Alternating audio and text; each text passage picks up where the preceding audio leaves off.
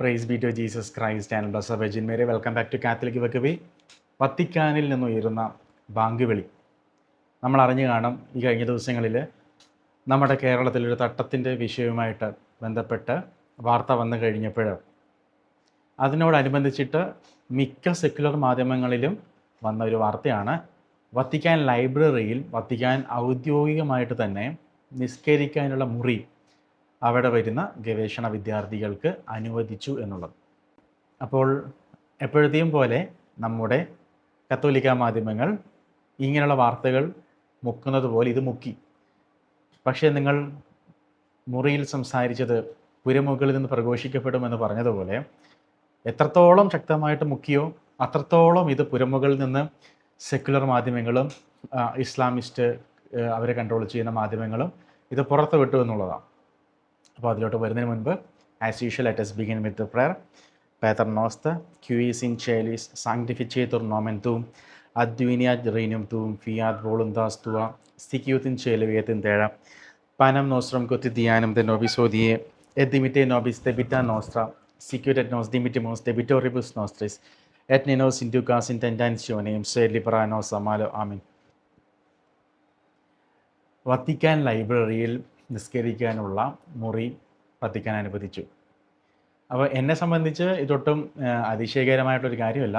കാരണം പച്ചമാമ അടക്കം Vatican cent Peter's ബസിലിക്കയുടെ അകത്ത് വന്ന സ്ഥിതിക്ക് ഇതെല്ലാം അതിൻ്റെ താഴെ കിടക്കുകയുള്ളൂ. പക്ഷേ സാധാരണ വിശ്വാസികളെ സംബന്ധിച്ച് ഇത് അവരെ അതിശയിപ്പിക്കുന്ന കാര്യമാണ്. ഇതുകൊണ്ടാണ് ഞാൻ കഴിഞ്ഞ 2-3 വീഡിയോയുടെ മുമ്പിൽ ഞാൻ പറഞ്ഞത്, ഈ സ്വർഗ്ഗഭോഗികൾ വത്തിക്കാൻ സെൻറ്റ് പീറ്റേഴ്സ് ബസിലിക്കയിൽ ദൈവത്തെ വെല്ലുവിളിച്ചുകൊണ്ട് കയറി വന്നു, അതാ വാർത്ത കൊടുത്തില്ല നമ്മുടെ കേരളത്തിലെ മാധ്യമങ്ങൾ എന്ന് പറഞ്ഞപ്പോൾ ഞാൻ പറഞ്ഞായിരുന്നു, ഇതിലും വലുത് സംഭവിക്കുമ്പോൾ ഇപ്പോൾ വാർത്ത കൊടുത്തില്ലെങ്കിൽ വിശ്വാസികൾ അന്ന് ഇടറും എന്ന് ഞാൻ പറഞ്ഞിട്ടുണ്ടായിരുന്നു. അപ്പോൾ ഇത് വളരെ ചെറിയൊരു കാര്യമാണ്, ഒരു നിസ്കാരം മുറി കൊടുത്തു എന്നുള്ളത്. പക്ഷേ അത് വലിയൊരു വിശ്വാസികൾക്ക് അത് വലിയൊരു ആഘാതം നൽകി എന്നുള്ളതാണ്. അപ്പോൾ ഇത് പറയുന്നത് നമ്മൾ ഈ പച്ചമാമ വിഷയമൊക്കെ നോക്കുമ്പോൾ അത് ടച്ച് ചെയ്ത് നോക്കുമ്പോൾ ഇത് ചെറുതാണ്.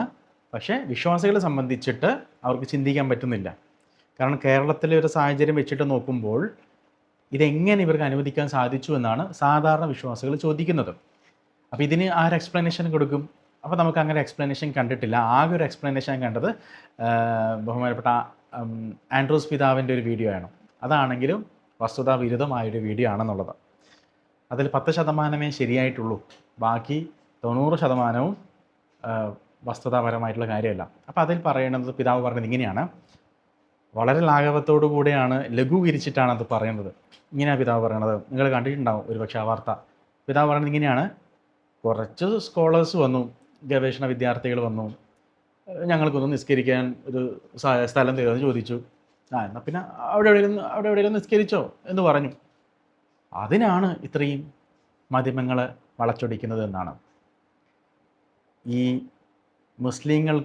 മുസ്ലിം സ്കോളേഴ്സിന് വത്തിക്കാൻ ലൈബ്രറിയിൽ ഇങ്ങനെ മുറി കൊടുത്തു എന്ന് ആദ്യം പറഞ്ഞത് മാധ്യമങ്ങളല്ല. ഇത് വത്തിക്കാൻ്റെ തന്നെ ലൈബ്രറിയുടെ വൈസ് പ്രിഫെക്റ്റായിട്ടുള്ള ഫാദർ ജാക്കോമോ കർദിനാലി എന്ന വൈദികനാണ് ഇത് ലാ റിപ്പബ്ലിക്ക എന്നു പേരുള്ള മാധ്യമത്തിന് നൽകിയത്. അദ്ദേഹം വളരെ അഭിമാനത്തോടു കൂടിയാണ് ആ ഇൻ്റർവ്യൂവിൽ അദ്ദേഹം സംസാരിച്ചത്. അദ്ദേഹം പറഞ്ഞത് ഇപ്രകാരമാണ്, some Muslim scholars have asked us for a room. കുറച്ച് മുസ്ലിം ഗവേഷണ വിദ്യാർത്ഥികൾ ഒരു മുറിക്ക്, പ്രാർത്ഥനാ മുറിക്ക് വേണ്ടി ഞങ്ങളെ സമീപിക്കുകയുണ്ടായി. A room with a carpet, ഒരു കാർപ്പറ്റുള്ള മുറി, നിസ്കാരപ്പായ അടങ്ങിയിട്ടുള്ളൊരു മുറി, ഫോർ പ്രേയിങ്, പ്രാർത്ഥിക്കാൻ വേണ്ടി. And we have given it to them, ഞങ്ങളത് കൊടുത്തു. ഇത് വളരെ സിമ്പിളായിട്ട് ഈ വൈദികൻ പറഞ്ഞു വെക്കുകയാണ്. പിന്നെ തുടർച്ചയായിട്ട് അദ്ദേഹം പറയുന്നത് സഭയുടെ വിശാലതയും മറ്റു കാര്യങ്ങളൊക്കെയാണ്. അതിലോട്ടൊന്നും ഞാൻ പോകുന്നില്ല. അപ്പോൾ ഇങ്ങനൊരു കാര്യം, ഇങ്ങനൊരു സംഭവം നടന്നു എന്നുള്ളത് അതൊരു ഫാക്റ്റാണ്, അതൊരു വസ്തുതയാണ്. പിന്നെ എങ്ങനെയാണ് നമ്മളിങ്ങനെ നിസ്സാരമായിട്ട് പറയുന്നത്, അവിടെ എവിടെയെങ്കിലും ഒന്ന് നിസ്കരിച്ചോ എന്ന് പറഞ്ഞു. അതിലാകെ വസ്തുതാപരമായിട്ടൊരു കാര്യം, ഇത് പെർമനൻ്റ് അല്ല എന്നുള്ളത്. ഈ പിള്ളേർ ഇവിടുന്ന് പഠിച്ച് അവരുടെ ഗവേഷണം അവസാനം. അപ്പോൾ എന്തിനാണ് ഇവർ ലൈബ്രറിയിൽ വരുന്നത് പറഞ്ഞാൽ, അതും ഈ വൈദികൻ പറയുന്നുണ്ട്, ഇവിടെ ഒത്തിരി ഹോളി ഖുറാൻസ് ഒത്തിരി ഇവിടെ അവൈലബിൾ ആണ്, പല വെറൈറ്റീസ്. അപ്പോൾ അതിന് വേണ്ടിയിട്ടാണ് ലൈബ്രറിയിൽ അവർ പഠിക്കാൻ വരുന്നത്. അപ്പോൾ അവർ എത്ര കാലം ഉണ്ടാവും അത്ര കാലം വരെ ഇതുണ്ടാവും. അപ്പോൾ അതിനർത്ഥം ഇവർ പോയി അടുത്ത ബാച്ച് വരുമ്പോൾ അവർക്കും സൗകര്യം ഒരുക്കി കൊടുക്കും. ഒരുക്കി കൊടുത്താൽ നമ്മൾ ഒരുക്കി കൊടുക്കണമല്ലോ. മതസൗഹാർദ്ദം നീണാൽ വാഴട്ടെ. അപ്പോൾ അതിൽ പിതാവ് പറഞ്ഞ 10% കാര്യം ശരിയാണ്. ഇത് പെർമനൻ്റ് അല്ല, ടെമ്പററിയാണ്. പക്ഷേ വത്തിക്കാൻ്റെ ഒഫീഷ്യലായിട്ടുള്ള അംഗീകാരമില്ല, അല്ലെങ്കിൽ വത്തിക്കാൻ്റെ പ്രധാനപ്പെട്ട ആൾക്കാരൊന്നും അറിയാതെയാണിത് നടന്നത് എന്ന് പറയുമ്പോൾ ഇതിൽ 2 പ്രശ്നമുണ്ട്. അപ്പോൾ വത്തിക്കാനിൽ അപ്പോൾ പ്രധാനപ്പെട്ട ആളുകൾ അറിയാതെ അപ്പോൾ അങ്ങനെ പലതും നടക്കുമോ എന്നൊരു ക്വസ്റ്റ്യൻ. രണ്ടാമത്തെ ക്വസ്റ്റ്യൻ, ഈ പറയുന്ന വത്തിക്കാൻ്റെ ലൈബ്രറിയുടെ വൈസ് പ്രിഫെക്റ്റായിട്ടുള്ള ഫാദർ ജാക്കോമോ കർദിനാളി എന്ന് പറയുന്നത് അപ്പം ഒരു അധികാര സ്ഥാനത്തിരിക്കുന്ന വ്യക്തിയല്ലേ? അദ്ദേഹത്തെ നമ്മുടെ ലിയോ പാപ്പ ഈ വർഷം ഏപ്രിൽ മാസമാണ് വൈസ് പ്രിഫെക്റ്റായിട്ട് നിയമിച്ചത്. അപ്പോൾ ഇന്നത്തെ കാലത്ത് ഇൻ്റർനെറ്റിലൊക്കെ വാർത്തകളൊക്കെ നമുക്ക് എവിടെയുള്ളത് അറിയാൻ സാധിക്കും. അപ്പോൾ നമ്മളിങ്ങനെ കവറപ്പ് ചെയ്യുമ്പോഴൊരു പ്രശ്നം, ഇത് എത്രത്തോളം കവറപ്പ് ചെയ്യുന്നോ അത്രത്തോളം ശക്തിയിൽ ഇത് പൊട്ടിത്തെറിക്കും എന്നുള്ളതാണ്. പൊട്ടിത്തെറിക്കുമ്പോൾ നഷ്ടപ്പെടുന്നത് പാവം വിശ്വാസികളുടെ വിശ്വാസമാണ്. പകരം ആൻഡ്രൂസ് പിതാവിനെ പോലെയുള്ളവർ അല്ലെങ്കിൽ മറ്റ് ബിഷപ്പുമാർ ഇത് അഡ്രസ്സ് ചെയ്യുന്നവർ, ഇതിനെ അഡ്രസ്സ് പോലും ചെയ്യാത്തവരുണ്ട്. ഞങ്ങളിങ്ങനെ കണ്ടിട്ടേ ഇല്ലേ, ഞങ്ങൾ ഈ ലോകത്തല്ലേ എന്ന് പറഞ്ഞ് നടക്കുന്ന പിതാക്കന്മാരുണ്ട്. അവരെ പറ്റിയല്ല ഞാൻ പറയുന്നത്. ഇതിനെ അഡ്രസ്സ് ചെയ്യുന്നവർ, ഓക്കെ, വിശ്വാസികളുടെ ഇടയിൽ പ്രശ്നമുണ്ടായി, ഒരു ആശയക്കുഴപ്പം ഉണ്ടായിട്ടുണ്ട്, സോ ഇതിന് ഒരു എക്സ്പ്ലനേഷൻ കൊടുക്കണം എന്നാഗ്രഹിക്കുന്ന പിതാക്കന്മാർ ചെയ്യേണ്ടത് റിയാലിറ്റി പറയുക. യെസ്, ഇറ്റ് ഈസ് ട്രൂ, ഇതൊരു സത്യമാണ്, ഇങ്ങനെ ഒരു മുറി കൊടുത്തിട്ടുണ്ട്. വെറും മുറിയല്ല, നിസ്കാരപ്പായ അടക്കമുള്ള മുറിയാണ്, അവർ നിസ്കരിക്കുന്നുണ്ട്. അപ്പോൾ എന്നെ സംബന്ധിച്ച് ഇത് കത്തോലിക്ക വിശ്വാസമായിട്ട് ബന്ധമില്ല. ഇത് നമ്മുടെ സഭയുടെ വിശ്വാസത്തിൽ നിന്നുള്ള വ്യതിചലനമാണ്. യേശുവിൻ്റെ ദൈവികതയെയും പരമപരിശുദ്ധ ത്രിയേക ദൈവത്തെയും തന്നെ തള്ളിപ്പറയുന്ന ഒരു മതവിഭാഗത്തിന് പ്രാർത്ഥിക്കാൻ അവസരം കൊടുക്കുന്നത് തീർച്ചയായിട്ടും അവരുടേതൊരു പാഗൻ ഗോഡാണ്. അതിനാൽ തന്നെ ഇത് കാത്തലിക് ഫെയ്ത്തിനെ എഗെയിൻസ്റ്റ് ആണ്. ഈ ചെയ്തത് വത്തിക്കാൻ ചെയ്തത് അല്ലെങ്കിൽ മാർപ്പാപ്പ ചെയ്തത് ശരിയല്ല എന്ന് പറഞ്ഞാൽ ആകാശം ഇടിഞ്ഞു വീഴുമോ? വിശ്വാസികൾക്ക് ക്ലാരിറ്റി ലഭിക്കുകയാണ് ചെയ്യുക. ഓക്കെ, അപ്പം കാത്തലിക് ഫെയ്ത്ത് ഇപ്പോഴും മാറിയിട്ടില്ല അല്ലേ? ഇതൊരിക്കലും ഒരുപക്ഷെ മാർപ്പാപ്പ അല്ലെങ്കിൽ വത്തിക്കാൻ അല്ലെങ്കിൽ വത്തിക്കാനിൽ ഏതെങ്കിലും ഒരു ഹയർ അതോറിറ്റി അവരുടെ ഒരു അഭിപ്രായത്തിന് പുറത്ത് ചെയ്തൊരു കാര്യം, അല്ലാതെ വത്തിക്കാൻ അല്ലെങ്കിൽ സഭ ഇതിനെ അനുകൂലിക്കുകയോ ആശ്ലേഷിക്കുകയോ ചെയ്യുന്നില്ല അല്ലേ? സഭയുടെ പഠനമൊന്നും മാറിയിട്ടില്ല അല്ലേ എന്ന് വിശ്വാസികൾ ചിന്തിച്ചോളും. അല്ലെങ്കിൽ എന്താ ചിന്തിക്കുക? അപ്പം വത്തിക്കാൻ ഇങ്ങനെയായി, അപ്പോൾ പ്രൊട്ടസ്റ്റൻ്റുകാർ പറയണതൊക്കെ വളരെ വളരെ ശരിയാണ് എന്ന് ആളുകൾ ചിന്തിക്കും. അപ്പം നമ്മുടെ കേരളത്തിലെ ഈ പിതാക്കന്മാർക്കില്ലാത്ത ധൈര്യമാണ് നമ്മൾ കസാക്കിസ്ഥാൻ അസ്ഥാന രൂപതയിലെ സഹായമെത്രാൻ ബിഷപ്പ് അത്തനേഷ്യസ് സ്നൈഡറിൽ കാണുന്നത്, കർദിനാൾ ബെർക്കിൽ കാണുന്നത്, കർദിനാൾ റോബർട്ട് സാറയിൽ കാണുന്നത്, കർദിനാൾ മുള്ളറിലും കർദിനാൾ ബ്രാൻഡ് മുള്ളറിലും നമ്മൾ കാണുന്നത്. നിരവധി വൈദികരും ഇതുപോലെയുണ്ട്. അപ്പോൾ ഇവരെയൊക്കെ വളരെ ധീരതയോടുകൂടി അവർ പറയുന്നു. 2013 ഫ്രാൻസിസ് പാപ്പ വന്നു. 2014 മുതൽ 13 തുടക്കത്തിൽ തന്നെ ഫ്രാൻസിസ് പാപ്പ കാത്തലിക് ഫെയ്ത്തിൽ നിന്ന് ഡീവിയേറ്റ് ചെയ്തു പോകുന്നതായിട്ട് കണ്ടപ്പോൾ തന്നെ ഈ പറയുന്ന ഗ്രൂപ്പ് ഓഫ് കർദിനാൾസും ബിഷപ്പുമാരും രംഗത്ത് വരാൻ തുടങ്ങിയതാണ്. നിരന്തരം പാപ്പയെ കറക്റ്റ് ചെയ്യുന്നുണ്ട്. നമ്മൾ മനസ്സിലാക്കേണ്ട ഒരു കാര്യം, നമ്മളിവിടെ പാപ്പസിയെ പഠിപ്പിച്ചിരിക്കുന്നത് വളരെ തെറ്റായ രീതിയിലാണ്. യേശു ക്രിസ്തുവിന് തുല്യമായിട്ടാണ് പാപ്പസിയെ നമ്മൾ കാണുന്നത്. സത്യത്തിൽ ഇതാണ് ഞാൻ കാണുന്നത്. ഇങ്ങനെയാണ് ഒരു ATM മെഷീൻ. ഈ ATM മെഷീനിൽ ഇരിക്കുന്ന പണം, ആ പണം ഡെപ്പോസിറ്റ് ഓഫ് ഫെയ്ത്ത് ആണ്, വിശ്വാസ നിക്ഷേപം, ഡെപ്പോസിറ്റ് ഓഫ് ഫെയ്ത്ത്. ഈ ATM മെഷീൻ്റെ പുറത്ത് ഒരു സെക്യൂരിറ്റി ജീവനക്കാരനുണ്ട്. ഈ ജീവനക്കാരനാണ് മാർപ്പാപ്പ. എന്താണ് ഈ പരിശുദ്ധ സിംഹാസനത്തിരിക്കുന്ന മാർപ്പാപ്പയുടെ ഡ്യൂട്ടി? ഈ ഡെപ്പോസിറ്റ് ഓഫ് ഫെയ്ത്തിനെ ഗാർഡ് ചെയ്യുക, പ്രൊട്ടക്റ്റ് ചെയ്യുക, എന്നിട്ട് അടുത്ത തലമുറക്ക് ഇതിൽ വെള്ളം ചേർക്കാതെ കൊടുക്കുക എന്നുള്ളതാണ്. അങ്ങനെ 2000 വർഷമായിട്ട് 1023 ആൻറ്റി പോപ്പുമാർ സഭയിൽ വന്നിട്ടും ഈ ഡെപ്പോസിറ്റ് ഓഫ് ഫെയ്ത്തിൽ തൊട്ടിട്ടില്ല. വളരെ മോശം ജീവിതം നയിച്ചിട്ടുള്ള പരിശുദ്ധ പിതാക്കന്മാരുണ്ടായിട്ടുണ്ട്, അതായത് വാലിഡ്ലി എലക്റ്റഡ് ആയിട്ടുള്ള ആൾക്കാർ തന്നെ. പക്ഷേ ഇവരാരും വിശ്വാസത്തിൽ കൈയെടുത്തിയിട്ടില്ല എന്നുള്ളതാണ്. അത് ദൈവം അനുവദിക്കത്തില്ല. അപ്പോൾ ഈ ഡെപ്പോസിറ്റ് ഓഫ് ഫെയ്ത്തിനെ പ്രൊട്ടക്റ്റ് ചെയ്യേണ്ട സെക്യൂരിറ്റിക്കാരൻ്റെ ഡ്യൂട്ടിയാണ് മാർപ്പാപ്പയ്ക്കുള്ളത്. എന്നാൽ സെക്യൂരിറ്റിക്കാരൻ ഇങ്ങനെ ചെയ്യുകയാണ്. ഏതെങ്കിലും ഒരു സെക്യൂരിറ്റിക്കാരൻ ATM കൗണ്ടർ തുറന്ന് അതിൽ നിന്നും പണം മോഷ്ടിക്കുന്നു, അല്ലെങ്കിൽ ഡ്യൂപ്ലിക്കേറ്റ് പണം വെക്കുന്നു, ഇത് അപഹരിക്കുന്നു എന്ന് കാണുമ്പോൾ ഈ സെക്യൂരിറ്റിക്കാരൻ്റെ കൂടെയുള്ള മറ്റ് സെക്യൂരിറ്റീസിൻ്റെ ഡ്യൂട്ടിയാണ് ഇതിനെതിരെ റിയാക്ട് ചെയ്യുക, ഇത് തെറ്റാണെന്ന് പറയുക എന്നുള്ളത്. അത് ചാരിറ്റിയാണ്. ഇതാണ് അമോറസ് ലൈറ്റീഷ്യ ഇറങ്ങിയപ്പോഴും, ലൗദാദോസി ഫ്രാൻസിസ് പാപ്പ ഇറക്കിയപ്പോഴും, പച്ചമാമയെ കൊണ്ടുവന്നപ്പോഴും, ഫിഡൂസിയസ് സുപ്ലിക്കൻസ് ഇറങ്ങിയപ്പോഴും, ട്രഡീഷോണിസ് കസ്റ്റഡീസ് ഇറങ്ങിയപ്പോഴും ഇതെല്ലാം സഭയെ തകർക്കുന്ന, സഭയിലെ വിശ്വാസികളെ വേദനിപ്പിക്കുന്ന കാര്യമാണെന്ന് മനസ്സിലാക്കിയിട്ട് ഇങ്ങനെയുള്ള കർദിനാൾസ് ഇതിനെ എതിർത്തത്. അപ്പോൾ അവർ ചെയ്യുന്നത് സഭയെ ഹെൽപ്പ് ചെയ്യുന്നതാണ്, എസ്പെഷ്യലി പരിശുദ്ധ പിതാവിനെ ഹെൽപ്പ് ചെയ്യുന്നതാണ്. പിതാവ് ഇതിങ്ങനെയല്ല, ഇതല്ല സഭയുടെ രീതി. അപ്പോൾ ഇങ്ങനൊരു അവസരം ഇപ്പോൾ വന്നിരിക്കുകയാണ്. ഇങ്ങനൊരു അവസരം കൊടുക്കുമ്പോൾ ഇത് പുറത്ത് നൽകുന്ന മെസ്സേജ് എന്താണ്? അപ്പോൾ ഇവിടെ പിതാക്കന്മാർ ചെയ്യേണ്ടത് എന്താണ്? ഇതിനെ എതിർക്കുക എന്നുള്ളത്. ഇത് ശരിയായ രീതിയല്ല. അതിൻ്റെ ഒരു കാരണം വത്തിക്കാൻ്റെ തൊട്ടടുത്ത് 1.2 കിലോമീറ്റേഴ്സ്, നിങ്ങൾക്ക് സംശയം ഉണ്ടെങ്കിൽ ജസ്റ്റ് നിങ്ങൾ സെർച്ച് ചെയ്യുക, most near Saint Peter's Square എന്ന് സെർച്ച് ചെയ്താൽ മതി. സെൻറ്റ് പീറ്റേഴ്സ് സ്ക്വയറിൽ നിന്നും 1.2 കിലോമീറ്റർ, കൃത്യമായി പറഞ്ഞാൽ 17 മിനിറ്റ് നടന്നു പോയാൽ തൊട്ടടുത്ത് മുസ്ലിം പള്ളിയുണ്ട്. അങ്ങനെയുള്ള സാഹചര്യമാണെങ്കിൽ അല്ലെങ്കിലും എന്തിൻ്റെ അടിസ്ഥാനത്തിലാണ് വത്തിക്കാൻ ലൈബ്രറിയിൽ തന്നെ ഇങ്ങനെ നിസ്കരിക്കാൻ അവസരം കൊടുത്തത്? ഇതിൻ്റെ പ്രധാന കാരണം വേറെ എവിടെയല്ല, ഇവിടെയാണ്. രണ്ടാം വത്തിക്കാൻ കൗൺസിലിന് മുൻപ് വരെ ഇങ്ങനെയൊന്നും നമ്മൾ എവിടെയും കേൾവിയില്ല. മതാന്തര ഇൻ്റർ റിലീജിയസ് ഡയലോഗ് തന്നെ അപ്രസക്തമാണ്. അപ്പോൾ അങ്ങനെ ഒരു സംഭവം തന്നെ ഇല്ല. ഇതൊക്കെ എവിടെ നിന്ന് വന്നു എന്ന് പറഞ്ഞാൽ, ഇത് രണ്ടാം വത്തിക്കാൻ കൗൺസിലിൽ ഇങ്ങനൊരു സ്റ്റേറ്റ്മെൻറ്റോട്ട് ഞാൻ വായിക്കാം. ലുമൻ ജെൻസിയം എന്ന ഡോക്യുമെൻറ്റിൽ 16ാമത്തെ സെക്ഷനിൽ ഇപ്രകാരമാണ് പറഞ്ഞിരിക്കുന്നത്. മാത്രമല്ല, പരിത്രാണ പദ്ധതി സൃഷ്ടാവിനെ അംഗീകരിക്കുന്നവരെല്ലാം ആശ്ലേഷിക്കുന്നു. അവരിൽ പ്രാധാന്യം അർഹിക്കുന്നവർ അബ്രഹാത്തിൻ്റെ വിശ്വാസം മുറുകെ പിടിക്കുന്നുവെന്ന് ഏറ്റുപറയുകയും കരുണാനിധിയും അന്ത്യദിനത്തിൽ മനുഷ്യരെ വിധിക്കാനിരിക്കുന്നവനുമായ ഏക ദൈവത്തെ നമ്മോടൊത്ത് ആരാധിക്കുകയും ചെയ്യുന്ന മുസൽമാന്മാരാണ്. ഇതിന് ഇംഗ്ലീഷ് ഇങ്ങനെയാണ്: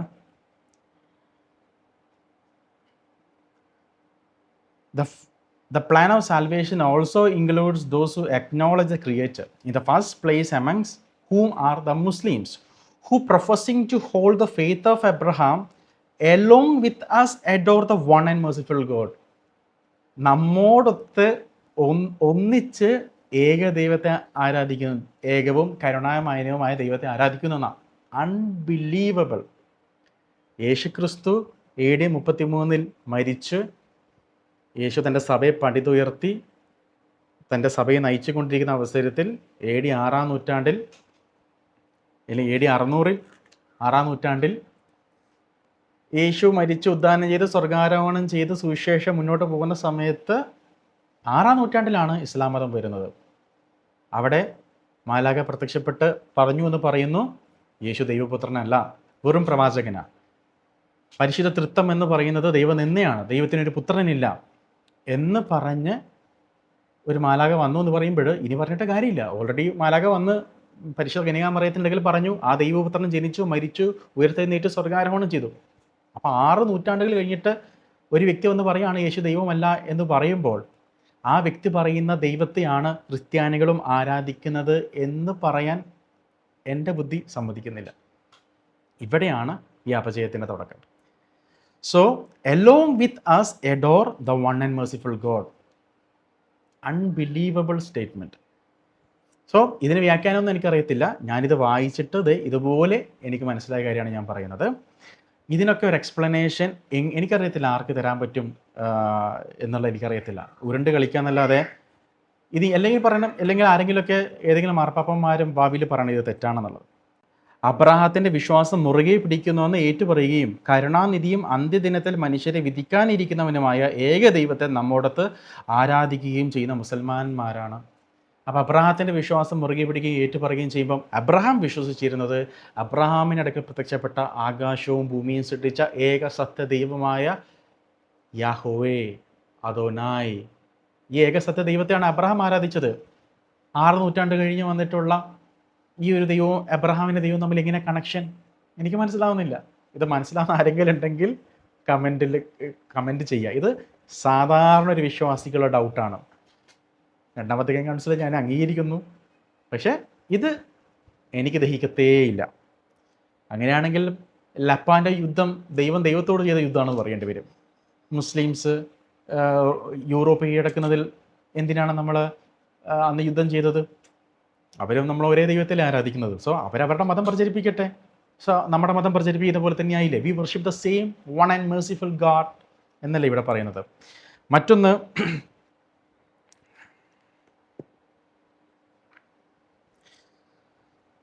അക്രൈസ്തവ മതങ്ങളോട് സഭയ്ക്കുള്ള നിലപാടുകളെ സംബന്ധിച്ചിട്ടുള്ള പ്രഖ്യാപനത്തിൽ അതിലും 3-ാമത്തെ പാരഗ്രാഫ്, സോറി എനിക്കിത് പറയാതെ നിവൃത്തിയില്ല. ഇസ്ലാമിക വിശ്വാസം, അതിൽ ഇസ്ലാം മതത്തെ പറ്റി പറയുന്ന ഭാഗമാണ് ഹെഡിങ് ഇസ്ലാം മതം. ഇങ്ങനെയാണ് പറയണത്: ഇസ്ലാമിക വിശ്വാസം ഏകനും സജീവനും അസ്തിത്വാത്മകനും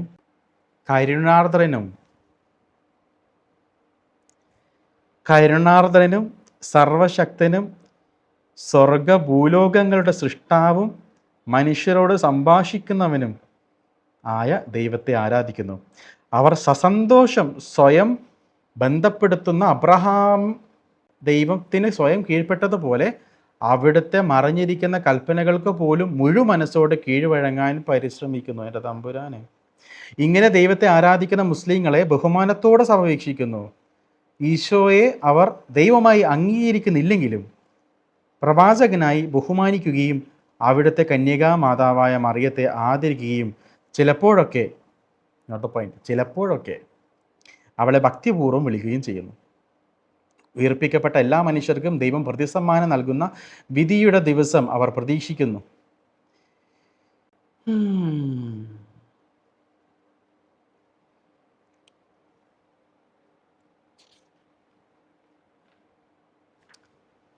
ഇതാണ്. അപ്പോൾ ഇസ്ലാം മതം അബ്രഹാമിക് റിലീജിയൻ ആണെന്നാണ് പറയുന്നത്. അബ്രഹാമിന് അതേ വിശ്വാസം പിന്തുടരുന്ന, എനിക്കറിയത്തില്ല എങ്ങനെയാണിത് ഹിസ്റ്ററി പഠിച്ചവന് അറിയത്തില്ല ഇതെങ്ങനെയല്ല എന്നുള്ളത്. ഹിസ്റ്ററി പഠിച്ചവന് ഒന്നും വേണ്ട, ജസ്റ്റ് ഈ ഖുറാൻ വായിച്ചാൽ തന്നെ അറിയത്തില്ലേ അതിൽ അബ്രഹാമിൻ്റെ ദൈവത്തെയല്ല അവർ ആരാധിക്കുന്നത്. ആ പേര് പോലുമല്ല, യാഹുവ എന്ന് പോലുമല്ല. അതിൽ പറയുന്നത് AD 6-ാം നൂറ്റാണ്ടിലെ യേശുവിനെ പറ്റിയിട്ടാണ്. ആ യേശുവിൻ്റെ അമ്മയാണ് ഖുറാനിലുള്ളതെന്ന് പറയുമ്പോൾ എനിക്ക് ചിന്തിക്കാൻ പറ്റുന്നില്ല. ഞാൻ ഒരു മിനിറ്റ് പുസ്തകം ഇവിടെ ഉണ്ടായിരുന്നല്ലോ. യെസ്, മാതാവിനെ പറ്റിയാണല്ലോ പറയുന്നത്. മാതാവിനെ പറ്റി ഖുറാനിൽ പറയുന്നുണ്ടെന്ന്. മാതാവിന് എന്താണ് ഇസ്ലാം മതത്തെ പറ്റി പറയാനുള്ളത് നോക്കാം. ഇത് നിരവധി ബിഷപ്പുമാർ ഇമ്പർമേത്തൂർ നൽകിയിട്ടുള്ള പുസ്തകമാണ്. പരിശുദ്ധ അമ്മ നമ്മുടെ ദിവ്യനാഥ വൈദ്യയോട് സംസാരിക്കുന്നു. പരിശുദ്ധ അമ്മ ഫാദർ സ്റ്റെഫാനോ ഗോപിക്ക് നൽകിയിട്ടുള്ള മെസ്സേജസാണ്. പിന്നെ ഇത് പ്രൈവറ്റ് റെവലേഷൻ ആയതുകൊണ്ട് പലർക്കും പിടിക്കണമെന്നില്ല. എന്നിരുന്നാലും മാതാവിൻ്റെ അഭിപ്രായം ഇപ്രകാരമാണ്. 407-ാമത്തെ ചാപ്റ്ററിൽ ദ നമ്പർ ഓഫ് ബീസ്റ്റ്, മൃഗത്തിൻ്റെ മുദ്രയെ പറ്റിയിട്ടാണ് പറയുന്നത്. 407-ാമത്തെ ചാപ്റ്റർ. എൻ്റെ ഈശോയെ, നൈജീരിയയിലൊക്കെ നമ്മുടെ എത്ര ക്രിസ്ത്യാനികളാണ്. കഴിഞ്ഞ ദിവസം ഞാൻ ഷാലോമിൽ കണ്ടത്, ഈ വർഷം ജാനുവരി മുതൽ ഈ കഴിഞ്ഞ ദിവസം വരെ 7000 ക്രിസ്ത്യാനികളെ കൊല്ലപ്പെട്ടത്. ആരാ കൊന്നത്? നമ്മോടൊത്ത് ആരാധിക്കുന്ന വൺ ആൻഡ് മേഴ്സിഫുൾ ഗോഡിൻ്റെ ആൾക്കാർ. എങ്ങനെ വിളിക്കാമോ എനിക്കിത് മനസ്സിലായി. അപ്പോൾ 407, മൃഗത്തിന് നമ്പർ 666. അപ്പോൾ മാതാവ് പറയുകയാണിതിൽ ഈ 666-ൻ്റെ മറ്റൊരു വ്യാഖ്യാനം മാതാവ് പറയുമ്പോൾ 666 ഒരു തവണ, 666 2 തവണ, 666 3 തവണ, ഈ 3 രീതിയിലാണ് മാതാവ് പറയണത്. സോ 666 ഒരു തവണ എന്ന് പറയുമ്പോൾ AD 6-ാം നൂറ്റാണ്ട്. ആ 6-ാം നൂറ്റാണ്ടിൽ നടന്ന കാര്യത്തെ പറ്റി മാതാവ് പറയുന്നു. പിന്നീട് മാതാവ് പറയുന്നത് 666 രണ്ടാം തവണ എന്ന് പറയുമ്പോൾ അതിനോട് ഇൻറ്റു 2 ചെയ്ത് കഴിഞ്ഞാൽ 1332-ാമത്തെ വർഷം എത്തും. പിന്നീട് നമ്മൾ ഒന്നുകൂടെ 666 × 3 ചെയ്യുമ്പോൾ 1998 എത്തും. മാതാവ് പറയുന്നത് രണ്ടാമത്തെ തവണ 666 എന്ന് പറയുമ്പോൾ 1332-ാമത്തെ വർഷം. ഈ ചരിത്ര കാലഘട്ടത്തിൽ ദൈവവചനത്തെ സംബന്ധിച്ച വിശ്വാസത്തിനെതിരായുള്ള അന്തിക്രിസ്തുവിൻ്റെ സമൂലമായ ഒരു ആക്രമണത്തെയാണ് നാം കാണുന്നത്. ശാസ്ത്രത്തിനും യുക്തിക്കും മാത്രം വില കൽപ്പിക്കുന്ന തത്വശാസ്ത്രജ്ഞന്മാരുടെ വിശദീകരണം വഴി മനുഷ്യബുദ്ധി സത്യത്തിൻ്റെ ഒരേ ഒരു ഉരക്കല്ലായി പരിഗണിക്കുന്ന ഒരു ചായ്വ് പൊന്തി വരുന്നുണ്ട്. അപ്പോൾ ഈ കാലഘട്ടങ്ങളിലാണ് ആ ഒരു ആശയം പൊങ്ങി വരുന്നത്. അത് ക്രിസ്തുവിനെതിരാണ് എന്നാണ് മാതാവ് പറഞ്ഞു വെക്കുന്നത്. പിന്നീട് 666 മൂന്നാം തവണ 1998 മാതാവ് പറയുന്നത് ഈ കാലത്താണ് ഫ്രീമേസൺ സംഘത്തിലുള്ള സഭാവിഭാഗത്തിൻ്റെ സഹായത്തോടു കൂടി അതിൻ്റെ ലക്ഷ്യം പ്രാപിക്കുന്നതിൽ വമ്പിച്ച വിജയം നേടുന്നത് എന്നൊക്കെ പറഞ്ഞിട്ട് അതിനെപ്പറ്റി മാതാവ് പറയുന്നു. ഇനി 666 ഒരു തവണ, അതായത് AD 6-ാം നൂറ്റാണ്ടിൽ മാതാവ് പറയുന്നു 666 ഒരിക്കൽ, അതായത് 666-ാം ആണ്ടിനെ സൂചിപ്പിക്കുന്നു. ഈ ചരിത്ര കാലഘട്ടം ഇസ്ലാം മത സിദ്ധാന്തത്തിൽ കൂടെ എതിർ ക്രിസ്തുവിനെ ചൂണ്ടിക്കാണിക്കുന്നു. ഇത് ത്രിത്വത്തിൻ്റെ രഹസ്യത്തെയും യേശു ക്രിസ്തുവിൻ്റെ ദൈവ സ്വഭാവത്തെയും നിരാകരിക്കുന്നു.